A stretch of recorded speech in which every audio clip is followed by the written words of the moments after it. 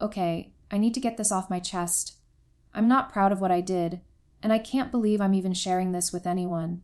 But I guess I need to explain myself, at least for my own peace of mind. Maybe you'll understand. Maybe you won't. Either way, I've got to say it out loud. I never thought I would be the kind of woman who would cheat. I grew up thinking that if you're committed to someone, you stay faithful, no matter what. I guess that's the naive part of me that believed love was enough to keep everything intact. But here we are. That's not how life works, is it? It started off innocently enough. I mean, things were okay in my marriage, at least on the surface. My husband, Chris, and I had been together for nearly 7 years. We had a solid life, good jobs, and a little house in a quiet neighborhood. Nothing crazy or exciting, but we were comfortable.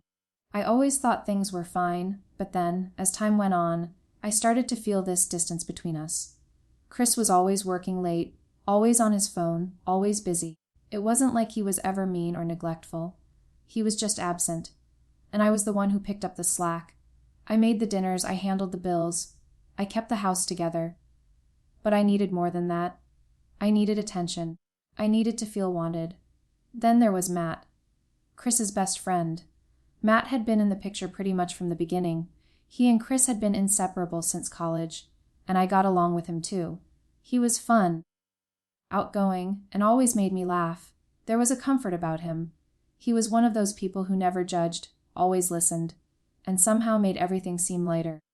I started spending more time with him when Chris would be gone for work or out with friends. It was never anything intentional, just two friends catching up. Matt would invite me over to watch a movie or talk about life, and I'd find myself telling him things I didn't even tell Chris. Things about how I was feeling neglected and how alone I felt. But it wasn't just the conversations that started to change. I didn't realize it at first, but there was this chemistry between us. The way Matt looked at me, the way he touched my arm when he was talking to me, it was different. At first, I brushed it off. He's just being friendly, I told myself. But slowly, I started to look forward to those moments with him more than I should have. It wasn't just the emotional connection, though. The first time we kissed, I could feel it was like something snapped inside me. It wasn't like I was looking for an affair. It wasn't like I planned it or thought, hey, I'm going to cheat on my husband today. But that kiss, God, that kiss was like a release. It was everything I had been craving for months, maybe even years. The passion, the closeness, the feeling of being seen, of being wanted. It all came rushing back to me in one moment. I was guilty, but I didn't know how to stop. And then, after that kiss, it didn't take long before we crossed the line. One thing led to another, and before I knew it, I was spending nights at Matt's place, sneaking around behind Chris's back. I couldn't believe I was doing it, but it was like I couldn't help myself. Every time I'd pull away, Matt would pull me back in. It was thrilling in a way, but it was also the worst kind of guilt, the kind that eats at you from the inside. The worst part, Chris never even suspected a thing. He was so absorbed in his own world that he didn't notice the little things, like how I started coming home late more often, or how I'd become a little more distant too. The guilt was crushing me, but I still couldn't stop. I tried to justify it in my head. I'd tell myself, well, he's always working, he's never around, and I'm not getting what I need from him. I even convinced myself that I wasn't really doing anything wrong, because I didn't think Chris would care. After all, he wasn't giving me the attention I deserved, right? I knew what I was doing was messed up, but I felt stuck. Every time I tried to tell myself to stop, I found myself back at Matt's, back in his arms. The worst part is I still felt bad about it. I never wanted to hurt Chris. He's a good guy.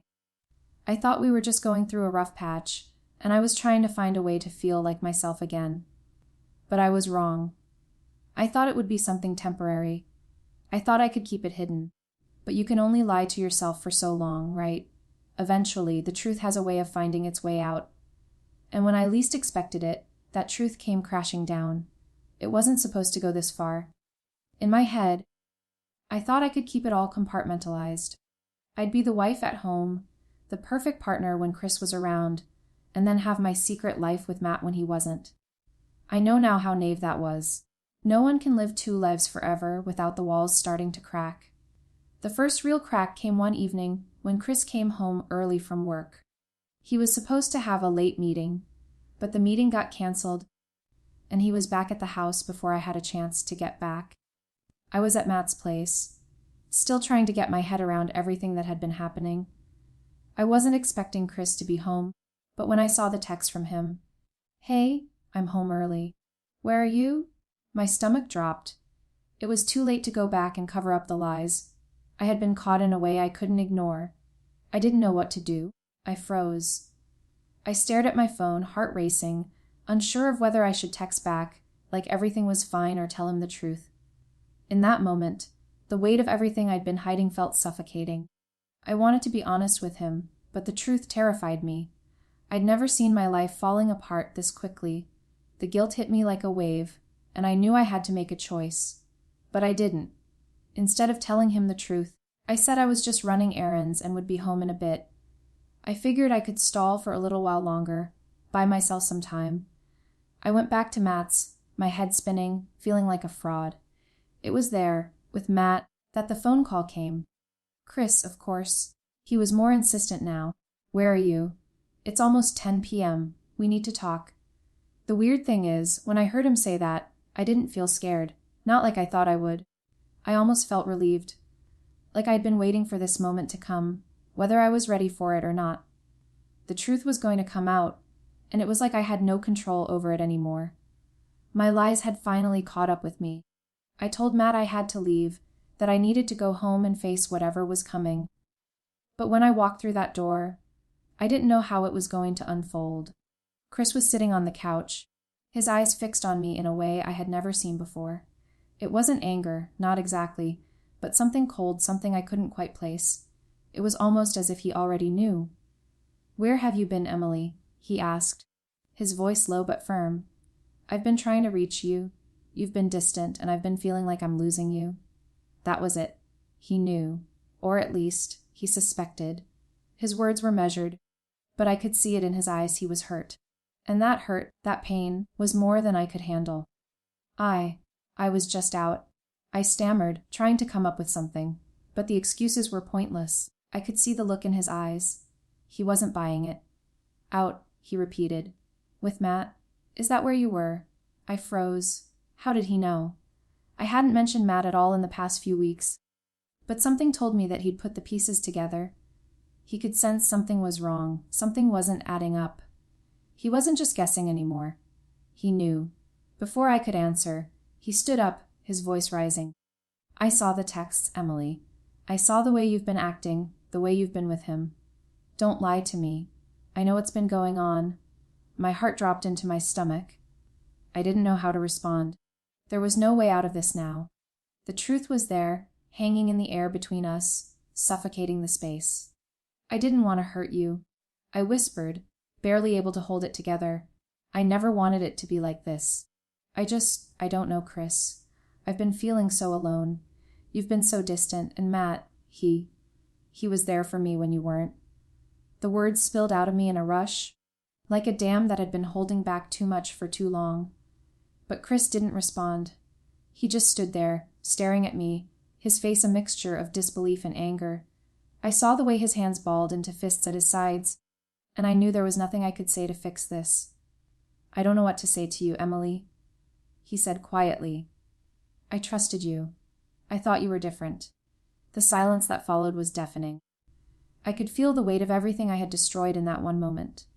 It was as if all the pieces of our marriage, everything we had built, just shattered in front of me. And then, just as I was about to say something, anything to make it right, he spoke again. "I can't do this. I can't be with someone who doesn't respect me. Someone who lies to me every day." I couldn't breathe. My chest tightened, and I felt like the room was closing in on me. Chris didn't shout. He didn't break anything, but his words hit harder than any outburst ever could. "I'm filing for divorce, Emily. I want you out of the house by the end of the week." The finality of it slammed into me like a truck. Divorce. Just like that. Everything was over. I stood there, unable to move, unable to say anything else. I didn't know if I was in shock, or if I was just so consumed with guilt that I couldn't even form a response. In that moment, The truth had set me free in the worst possible way. I had lost everything. And for what? For a fleeting moment of feeling wanted, feeling desired. It felt like everything was collapsing around me, and the worst part was, I had no one to blame but myself. It's funny how quickly everything can change. One minute, I'm living this life that I thought was mine, safe, predictable, even if it wasn't always what I wanted. And the next minute, it's all torn apart. In a matter of hours, my whole world crumbled, and I don't think I was even fully ready to process it. After Chris dropped the bomb on me that he was filing for divorce, he didn't even give me a chance to explain. Not really. He didn't yell. He didn't demand answers. He just made the decision. The coldness in his eyes as he said he wanted me out by the end of the week, that was worse than anything he could have said. I don't think I truly understood the gravity of the situation until I was standing there, alone in our house, feeling the walls close in on me. I remember looking around the house, our house, the one we'd built together. Every room held a memory. There were pictures of us from vacations, our wedding photo framed on the mantel, souvenirs from little trips we'd taken. Everything that used to be a symbol of us, of our life. It felt like all of it was mocking me now. I couldn't escape it. But I wasn't alone for long. The second Chris walked out, I pulled out my phone and texted Matt. I didn't know why. Maybe I needed comfort. Maybe I wanted someone to talk to. I don't know. Maybe I just wanted to feel like I wasn't totally worthless. I texted him. It's over. Chris knows. He's filing for divorce. I don't know what to do. It wasn't exactly a cry for help, but it was close. I wasn't expecting an immediate response. But he replied right away. I'm so sorry, Em. You don't deserve this. But are you okay? I read his message, and something in me snapped. He was the one I had betrayed, and now he was the one offering me sympathy. What was wrong with me? I texted back. I feel terrible. I ruined everything. I don't know if I'm okay, honestly. This is my fault. I don't know what to do now. Matt didn't text back right away, but I felt a little comforted that he cared. Or maybe I just wanted to believe that he did. But even as I was texting him, I knew I couldn't undo what had happened. There was no going back. There was no way I could make this right. Not with Chris, not with myself, not with anyone. The next few days were a blur. Chris was mostly silent. He didn't want to talk, and I didn't know what to say. I stayed at the house, packing up my things, trying to figure out where I'd go. I had no family nearby. I couldn't stay with friends because they'd all be judging me. And I couldn't stay with Matt. God, I couldn't even think about that right now. The shame, the guilt, the whole mess. I couldn't even process it. But then Matt texted again. He asked if I wanted to meet. I wasn't sure what I was hoping for. But the truth was, I felt empty. I had lost my husband, my home, my life as I knew it. So, I agreed to meet him. I'm not gonna lie. Part of me was hoping that somehow, everything would be different with Matt. Maybe, just maybe, this would turn into something real. Maybe it would be the kind of fairy tale where I left my husband and found true love with the man I'd been sneaking around with for months. We met at a small cafe near my house. When I walked in, he was already sitting at a table by the window. He looked up when he saw me, and for a split second, I saw a flicker of something in his eyes. Was it guilt? Was it relief? I couldn't tell. I felt all kinds of things in that moment, and none of them were good. Hey, I said, sitting down across from him. Hey, he replied, a little more quietly than usual. We sat in silence for a moment. I was so lost in my thoughts, I didn't know how to start. Finally, Matt broke the silence. So, what now? He asked, his voice barely above a whisper. You're really doing this, huh? The divorce? I nodded slowly. Yeah, it's over. I never thought it would happen like this. I thought I could keep everything under control, you know. But I couldn't. Matt leaned back in his chair, running a hand through his hair. I never wanted to hurt Chris. You know that, right? But I guess we both made choices that led us here. His words stung. I knew it wasn't just me who had messed up, but hearing him admit it made me feel like it was all too real. There was no going back from this. There was no turning the clock back to a time when things were simple and good. I know. I whispered, but I don't know if this is what I want anymore, Matt. I've lost everything. Chris, the life I had. And for what? A few stolen moments. a fantasy that never really existed. Matt's expression softened, and for a moment I thought he might say something comforting, something that would make me feel like maybe, just maybe, it was all worth it. But instead, he looked down at the table and sighed. "I can't fix this, Em. You know that, right?" He said quietly.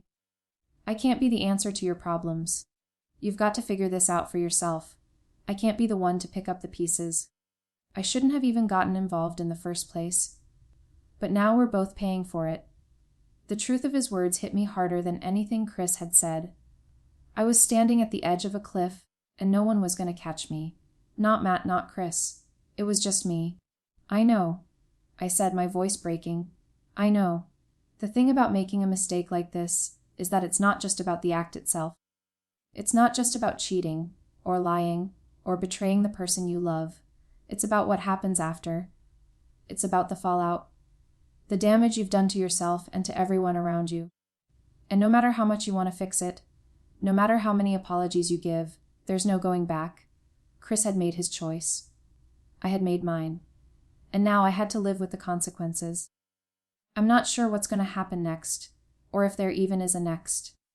All I know is that I'm completely alone now, and it's the most terrifying feeling in the world. It's strange how you think you know what the aftermath of something like this is going to feel like.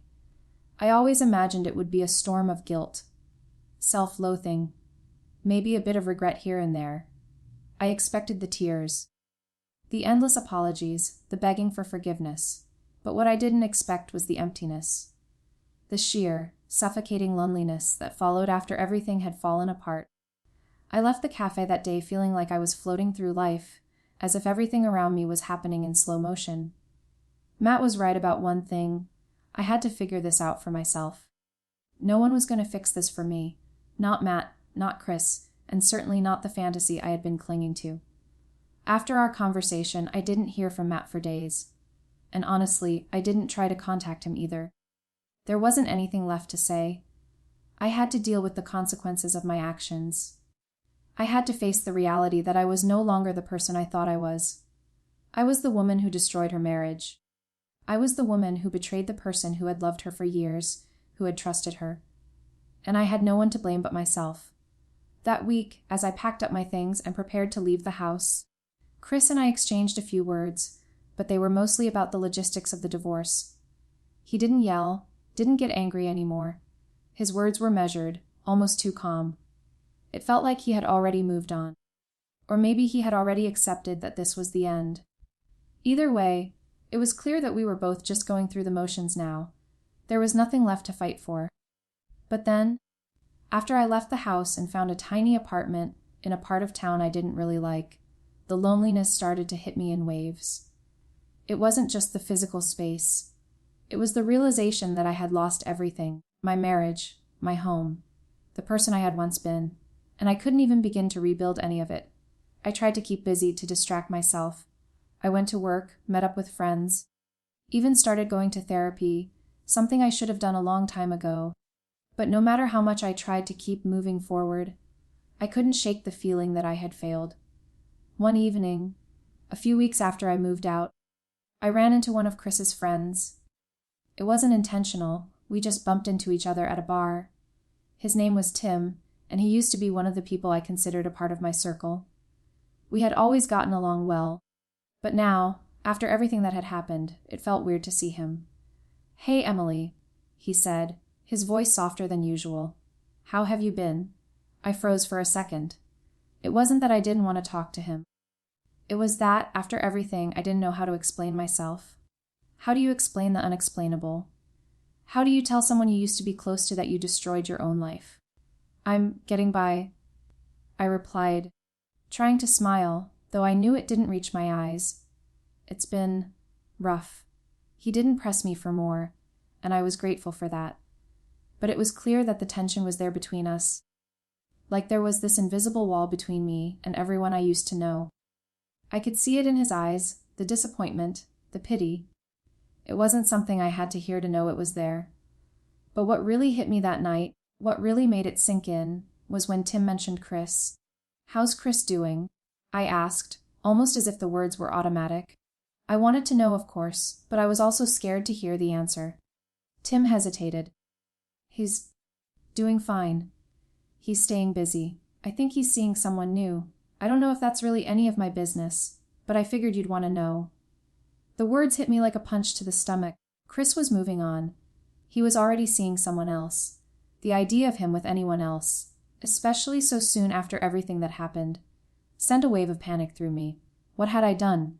What had I lost? I thanked Tim for the conversation and made my excuses to leave. The whole night felt like a blur, but that one piece of information stayed with me. Chris wasn't waiting around for me to get my life together. He wasn't sitting at home moping over the wife who had betrayed him.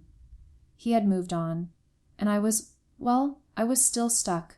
That was the hardest part of all of this, realizing that I wasn't important anymore. Not to Chris, not to the people I used to be close to. I had dug myself into a hole, and no one was coming to pull me out. I didn't tell anyone about Matt after that. I didn't know how, and I don't think I ever will. Matt was a part of my life that had been built on lies, and after everything that happened, it felt like the final thread had snapped. There was no point in holding on to it. He was probably the last person who could help me pick up the pieces, but I wasn't sure I even wanted him to anymore. When I finally started therapy, I had to confront something that I had been avoiding myself. The reasons behind why I cheated, why I allowed myself to get lost in the arms of someone else. It wasn't just about Chris being absent. It wasn't just about Matt offering me attention. It was about my own insecurities. My fear of being alone, my inability to communicate what I really needed in the first place. I was learning to be honest with myself, and that was the hardest part of all. Accepting that I wasn't the person I thought I was, that I had made a choice to betray the one person who loved me, and that I would have to live with that for the rest of my life. As I sit here now, writing all of this, I'm still in the middle of it. The divorce isn't finalized yet, and I don't know what the future holds. But I know one thing, I'll never be the same person again. And maybe that's a good thing. Maybe it's exactly what I need to finally become someone who's worthy of real love. Someone who understands that the only way to truly be loved is to be honest, with yourself and with the people you care about. For now, I just have to take it one day at a time.